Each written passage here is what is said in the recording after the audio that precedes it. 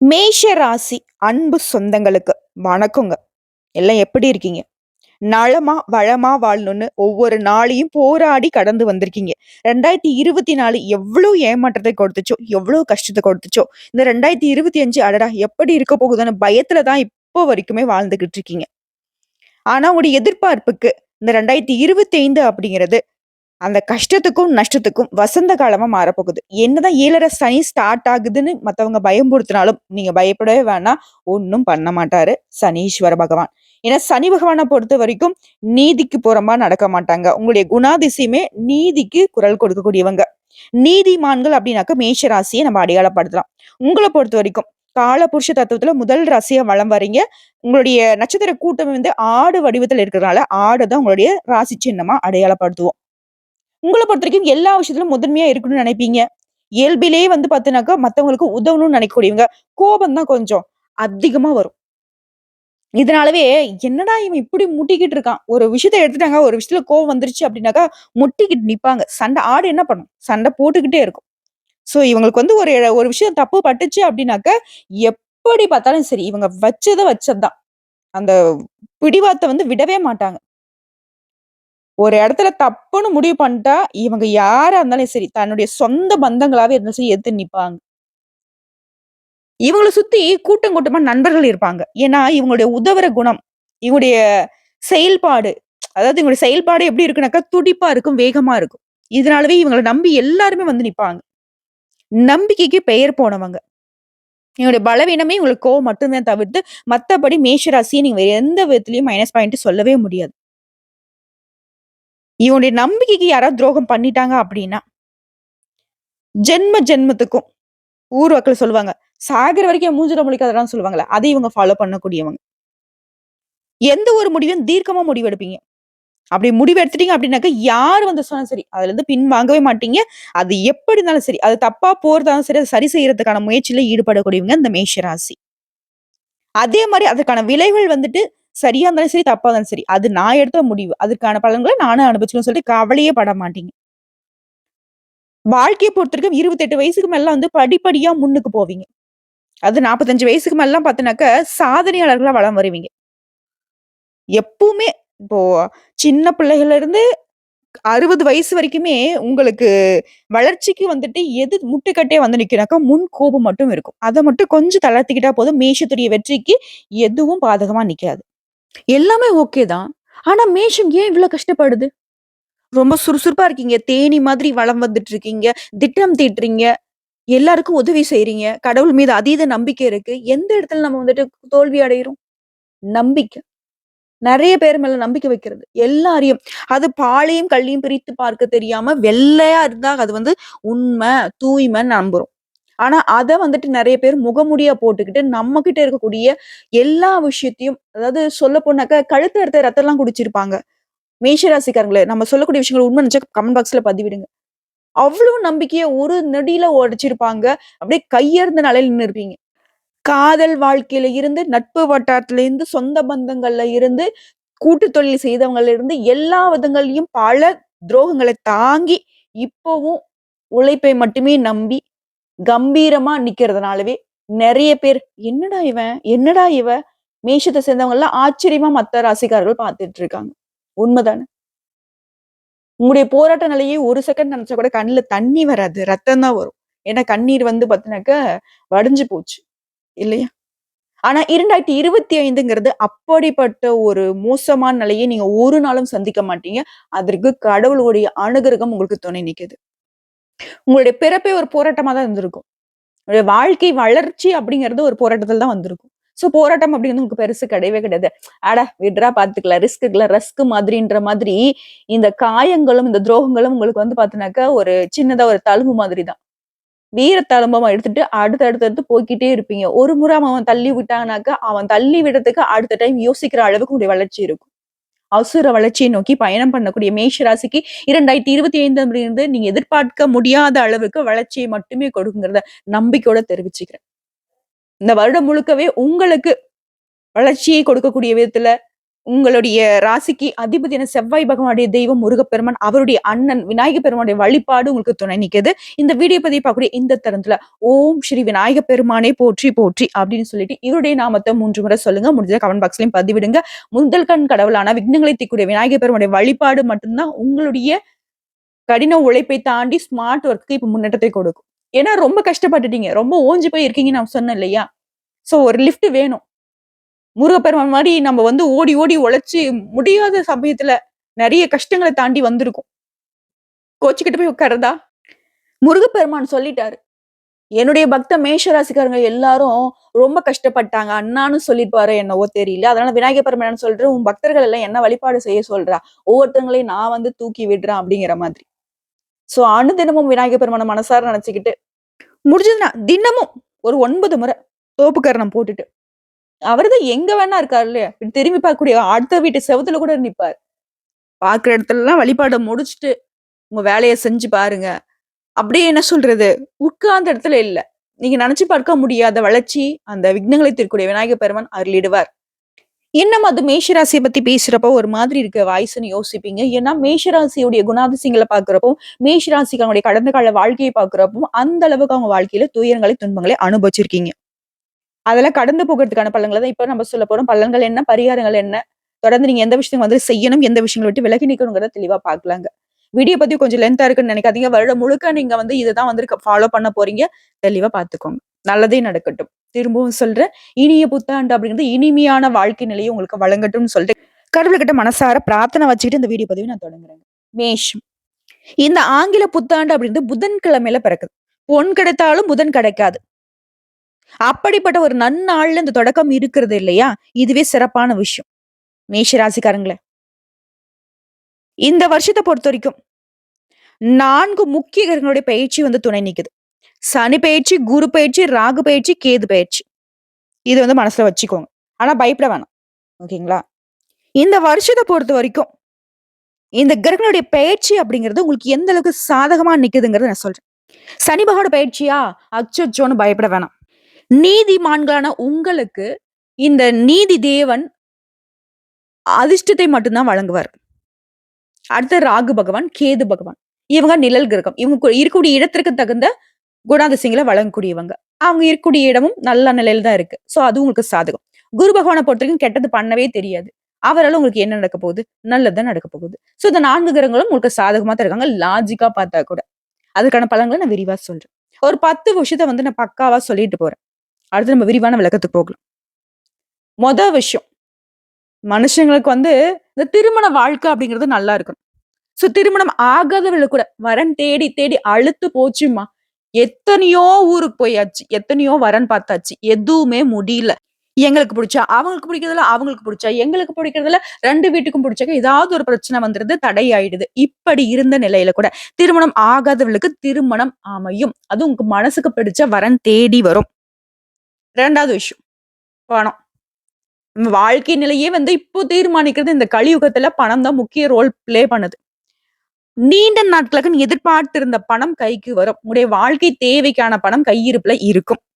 So பண நெருக்கடிகள் விலகும், கடன் தொல்லைகள் நீங்கும். எந்த விஷயமா இருந்தாலும் சரி. பணம் சம்பந்தப்பட்ட அத்தனை பிரச்சனைகளுக்கும் தீர்வு உண்டு.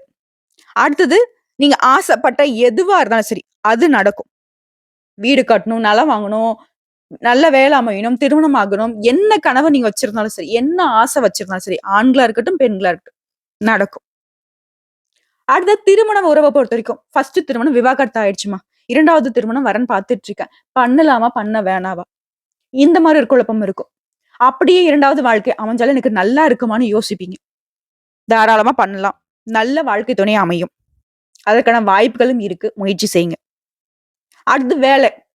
வெளிநாட்டுக்கு வேலைக்கு போலாம்னு நினைக்கிறேன். ரொம்ப நாளா ட்ரை பண்றேன். இங்கெல்லாம் வேலை நடக்க செட் ஆகலமா. அதே மாதிரி இங்க நான் சம்பாதிச்சாலும் பெருசா என் வாழ்க்கையில முன்னேற்றத்தை நான் பார்க்க முடியாதுன்னு நினைக்கிறீங்களா? தாராளமா போயிட்டு வாங்க. நல்ல வேலை அமையும். முயற்சி பண்ணுங்க. இந்த நேரம் நல்ல நேரமா இருக்கு. அடுத்த சொத்து.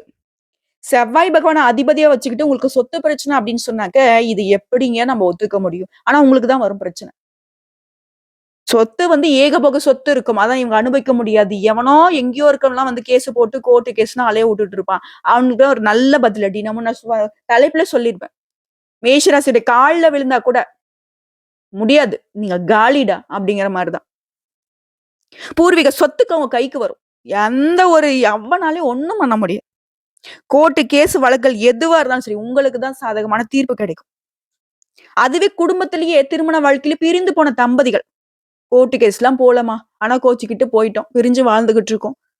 ஆனா இப்போ வந்து பாத்தீங்கன்னாக்கா மனசுல தோணிக்கிட்டு இருக்கு. ஆனா நான் போனா அவங்க பேசுவாங்களா? அவங்க வந்தா நான் பேசுவேனா? இல்ல நடுவுல வந்து பாத்தீங்கன்னாக்கா குடும்பத்தாரே கொஞ்சம் குழப்பத்தை ஏற்படுத்திட்டு இருக்காங்க.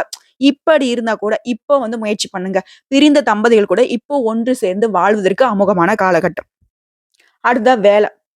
தனியார் துறையில இருப்பீங்க. அரசாங்க வேலைக்கு ஆசைப்படுவீங்க. சொந்தமா தொழில் செய்வீங்க. இல்ல அரசு உத்தியோகத்த பார்க்கணும்னு ஆசைப்படுவீங்க. அரசு தேர்வுகளுக்கு தயாராகக்கூடிய மேஷ ராசி யாரா இருந்தாலும் சரி, அரசு சம்மந்தப்பட்ட எதுவாக இருந்தாலும் சரி, உங்களுக்கு அனுகூலமான பலன் உண்டு. அரசு வேலை நிச்சயம். அதே மாரி நல்ல வேலை அமையும். அது அரசு உத்தியோகமா இருக்கட்டும், அரசாங்க உத்தியோகமாகட்டும், நல்ல தொழில் அமையும். சொந்த தொழிலா இருக்கட்டும், இல்ல கூட்டு தொழிலா இருக்கட்டும். அதே மாதிரி பெயர், புகழ் அப்படிங்கிறது உச்ச நிலைக்கு போகும். இந்த வருஷம் முழுக்கவே பெயரு, புகழோட நல்லா செல்வ செழிப்போட வாழப் போறீங்க. இத விட வேற என்னங்க வேணும்? மேஷ ராசிக்கு. தெளிவா நான் சொல்லிட்டேன். இப்போ ஒவ்வொரு பயிற்சி உங்களுக்கு எந்த மாதிரியான பலன்கள அள்ளி கொடுக்க போகுதுங்கிறத பார்க்கலாமா? மேஷ ராசிக்காரர்களுக்கு திரும்பவும் சொல்றேன். உங்களுடைய நம்பிக்கைக்கு ஒரு நாளும் பங்கம் வராது. கடவுள் நம்பிக்கை எந்த அளவுக்கு வச்சிருக்கீங்களோ, அதே மாரி 2025 நம்புங்க. உங்களுக்கு மோசம் பண்ணிட்டு போகாது. 2024 எந்த அளவுக்கு பாதகத்த பண்ணுச்சோ, அதுக்கு அப்படியே நேர்மாறா உங்களுக்கு சாதகத்த மட்டுமே அள்ளி கொடுக்க போகுது. ஓகேங்களா? முதல்ல சுபகிரகமாக இருக்கக்கூடிய குரு பயிற்சி உங்களுக்கு எப்படி இருக்கு? இந்த 2025லனா, போன வருஷம் பல கஷ்டத்த கடந்திருப்பீங்க. நெறைய விஷயத்த இழந்திருப்பீங்க. ஆனா இப்போ மிகப்பெரிய மாற்றத்தையும், முன்னேற்றத்தையும், பொருளாதார மேன்மையும் கொடுக்க போறாங்க. செவ்வாய் பகவானே ராசி அதிபதியை கொண்ட மேஷ ராசிக்கு இந்த வருடம் முழுவதும் உங்க முயற்சிகள்ல சாதகமான பலன் கிடைக்கும். பண வரவு திருப்திகரமா இருக்கும். சேமிக்கக்கூடிய உங்க பழக்கம் அப்படிங்கிறது உயர்வுக்கு போகும். குடும்பத்த பொறுத்தவரைக்கும் குடும்பத்துல இருக்கிறவங்க உங்கள அனுசரிச்சு நடந்துப்பாங்க. அதுவே கணவன் மனைவிக்கு இடையே அந்யோன்யம் அதிகரிக்கும். உங்களுக்கு இருந்து வந்த அந்த மனக்கசப்புகள், பிரச்சனைகள் எல்லாமே தீரப்போகுது. பிள்ளைகளால உங்களுக்கு பெருமை சேரும். ஆனா உடல் ஆரோக்கியத்த பொறுத்தவரைக்கும் ரொம்ப கவனமா இருக்கணும். அதே மாரி வண்டி, வாகனங்கள பயன்படுத்துறப்பவும் கவனம் தேவை. இந்த 2 விஷயத்த யார் உங்களுக்கு எச்சரிக்கை குடுக்குறாரு தெரியுமா? சனீஸ்வர பகவான். அச்சச்சோ! 7:30 சனி ஸ்டார்ட் ஆமா, அதனாலவா அப்படின்னு கேட்டீங்கனாக்கா, அது கிடையவே கிடையாது. ஓகேவா? அவரு வந்து என்ன செய்றாரு அப்படின்னாக்கா, நீங்க ரொம்ப காலமா உடல் ஆரோக்கியத்த கவனிக்கவே இல்ல. அதற்கு தான் ஒரு டிங்குன்னு ஒரு மணி அடிச்சு விடுறாரு. ஸோ ஆரோக்கியத்த பார்த்துக்கோங்க. அதே வண்டி வாகனத்துல போறப்ப தேவையில்லாத சிந்தனைகளுக்கு ஆட்படுறீங்க. நம்ம சொல்லக்கூடிய விஷயங்கள் உண்மை நினைச்சா கமெண்ட் பாக்ஸ்ல பதிவிடுங்க. அதுக்கு வந்து எச்சரிக்கை குடுக்குறாரு. தேவையில்லாத சிந்தனைக்கு போகாத. நீ வண்டி ஓட்டுறியா? வண்டிய மட்டும் ஓட்டு. அக்கம் பக்கத்துல இருக்கவன் ஸ்பீடா வரானா, நீ ஸ்பீடா போறியா? முன்னாடி பள்ளம் இருக்கா? கல் இருக்கா? எது வந்தாலும் பார்த்து டிரைவ் பண்ணுங்கிறத உணர்த்துறாரு. அடுத்து உங்க மனநிலைய பொறுத்தவரைக்கும் ரொம்ப சோகமா, எதையும் இழந்த மாதிரி, அப்படி இருந்த உங்களுடைய மனசு இப்போ உற்சாகம் பெருக்கெடுத்து வரும். தடைப்பட்ட காரியங்கள் தங்கு தடையில்லாம உங்களுக்கு சாதகமான பலனை கொடுக்கும். எந்த விஷயம் செய்யறதுக்கு தயங்கவே மாட்டீங்க. அப்படி ஒரு உற்சாகமான அமைப்போட இப்ப வேலை பார்க்க போறீங்க. இதுவே சொந்தமா தொழில் செய்யக்கூடிய மேஷ ராசில தொழில், வியாபாரம் அப்படிங்கிறது லாபகரமா நடக்கும். உங்களுக்கு இருக்கக்கூடிய போட்டிகள் விலகும். தன்னம்பிக்கையுடன் செயல்பட்டு எந்த விஷயத்திலும் முன்னேற்றம் அடைவீங்க. உங்களுடைய வாடிக்கையாளர்கள் திருப்தி அடையக்கூடிய அளவுக்கு நீங்க நடந்துப்பீங்க. புதுசா தொழில் தொடங்கணுன்ற உங்களுடைய எண்ணங்கள் எல்லாமே மேலோங்கும். அதுவே உத்தியோக பணிகள்ல இருக்கிறவங்க திட்டமிட்டு பணிகளை செய்து முடிப்பீங்க. சக ஊழியர்கிட்ட பழக்கவழக்கத்த மட்டும் கொஞ்சம் கவனமா இருங்க. மேலிடம் வந்து பார்த்தீங்கன்னா, உங்களுடைய வேலைக்கு பாராட்ட குடுக்கும். உங்களுடைய பதவி உயர்வுக்கும், சம்பள உயர்வுக்கும் ஆலோசனை பண்ணும். அடுத்து பெண்கள பொறுத்தவரைக்கும், அதனுடைய செயல்பாடு உங்களுக்கு கோபத்த உண்டாக்கலாம். அத கொஞ்சம் கட்டுக்குள்ள வச்சுக்கோங்க. மத்தபடி இந்த வருஷம் அப்படிங்கிறது பெண்களுக்கு சாதகமா தான் இருக்கு. அதாவது உண்மை இருக்கிற இடத்துல உணர்ச்சி வசம் இருக்கும். உணர்ச்சி வசப்படக்கூடிய இடத்துல கோபம் இருக்கும். கோபம் இருக்கக்கூடிய இடத்துல குணமும் இருக்கும். பெண்கள பொறுத்தவரைக்கும் மேஷ ராசிக்கு இதுதான். முடிஞ்ச அளவுக்கு பண விஷயத்துல ரொம்ப கராரா இருங்க. முக்கியமா புதுசா யாராவது உங்ககிட்ட பழக்கவழக்கம் வச்சுக்கிறாங்க அப்படின்னாக்க, அவங்க மீது அதீத கவனம் இருக்கட்டும். கொடுத்த கடன திரும்ப பெறுவதில முழு மூச்சுடன் செயல்படுவீங்க. பழைய கடனையும் திரும்ப பெற்றுடுவீங்க. அடுத்த மாணவர்கள பொறுத்தவரைக்கும் திட்டமிட்டு பாடங்களை படிப்பதில கூடுதல் மதிப்பெண் பெறுவீங்க. உயர்கல்விக்காக நீங்க எடுக்கக்கூடிய முயற்சிகள் எல்லாமே சாதகமான பலன கொடுக்கும். அடுத்த கலைத்துறையில இருக்கிறவங்களுக்கு செலவுகள் கட்டுக்குள்ள வரும். வெளிவட்டார பழக்கவழக்கங்கள் உங்களுக்கு உயர்வை ஏற்படுத்தும். ஆயுதம், நெருப்பு இந்த மாதிரியான பொருட்கள கையாளுறப்ப மட்டும் மேஷராசி சேர்ந்தவங்க பார்த்து சூதானமா இருங்க. அதே மாரி வண்டி வாகனத்துல பயணம் செய்யறப்பவும் கவனம் தேவை. அடுத்து அரசியல் துறையில இருக்கிறவங்களுக்கு எந்த காரியத்தை எடுத்தாலும் சரிங்க. வெற்றி உண்டு. ஆனா அவசர முடிவு எடுக்கக்கூடாது. வீண் வாக்குவாதம் யார்ட்டயும் பண்ணக்கூடாது. இது மட்டும் இது 2 விஷயத்த வந்து அரசியல்வாதிகள் ஃபாலோ பண்ணிட்டா போதும். வெற்றி உங்க பக்கம். திட்டமிட்டு காரியங்கள செய்து முடிப்பீங்க. பணவரத்து அப்படிங்கிறது எதிர்பார்த்த விட அதிகமாவே கிடைக்கும். ஸோ இப்போ வரைக்கும் பார்த்த பொது பலன்களே 2025ங்கிறது மேஷ ராசிக்கு சூப்பர். இப்ப நம்ம நட்சத்திர பலன்கள பார்க்கலாம். அஸ்வினி, பரணி, கார்த்திகை நட்சத்திரம் 1ஆம் பாதம். அஸ்வினி நட்சத்திரம். இந்த வருஷம் அப்படிங்கிறது சாதகமா தான் இருக்கு. இருந்தாலும் எத செய்தாலும் சரி, கொஞ்சம் கவனமா ஈடுபடணும். காரியங்களுக்குரிய தடைகள், தாமதங்கள் விலகும். எந்த ஒரு விஷயம் சரிங்க. ஒதுக்கி வைக்காதீங்க. உடனடியா செஞ்சு முடிக்கிறது சிறப்பு. வண்டி வாகனத்துல செல்லும்போது கவனம் தேவை. தொழில் வியாபாரத்த பொறுத்தவரைக்கும் சிறப்பா இருக்கும். பழைய பாக்கிகள் வசூலாகும். வாடிக்கையாளர்கிட்ட நீங்க அனுசரிச்சு நடந்துக்கோங்க. உத்தியோகத்துல இருக்கிறவங்க உடைய சக ஊழியர்கிட்ட அனுசரணை தேவை. குடும்பத்துல இருக்கிறவங்களையும் அனுசரிச்சு நடந்துக்கோங்க. கணவன் மனைவிக்கிடையே விட்டு கொடுத்து செல்வது நன்மையை ஏற்படுத்தும். பிள்ளைகளால பெருமை உண்டு. குடும்பத்திற்காக கொஞ்சம் கூடுதலா உழைப்பீங்க. அதற்கேற்ற மாதிரியே உயர்வும் உண்டு, வருமானமும் உண்டு. ஆனா குறிப்பா ஒரு விஷயத்துல மட்டும் இந்த அஸ்வினி நட்சத்திரம் கவனமா இருக்கணும். யார் பேச்சையும் கேட்கக்கூடாது. மத்தவங்க பேச்ச கேட்டு ஒரு விஷயத்த நீங்க செய்றீங்க அப்படின்னாக்கா, அது வந்து உங்களுக்கு பாதிப்பை ஏற்படுறதுக்கு 100க்கு 100% வாய்ப்பு இருக்கு. மத்தவங்க பேச்ச கேட்கறதுனாக்கா, ஆலோசனை நீங்க அத எடுத்துக்கலாம்.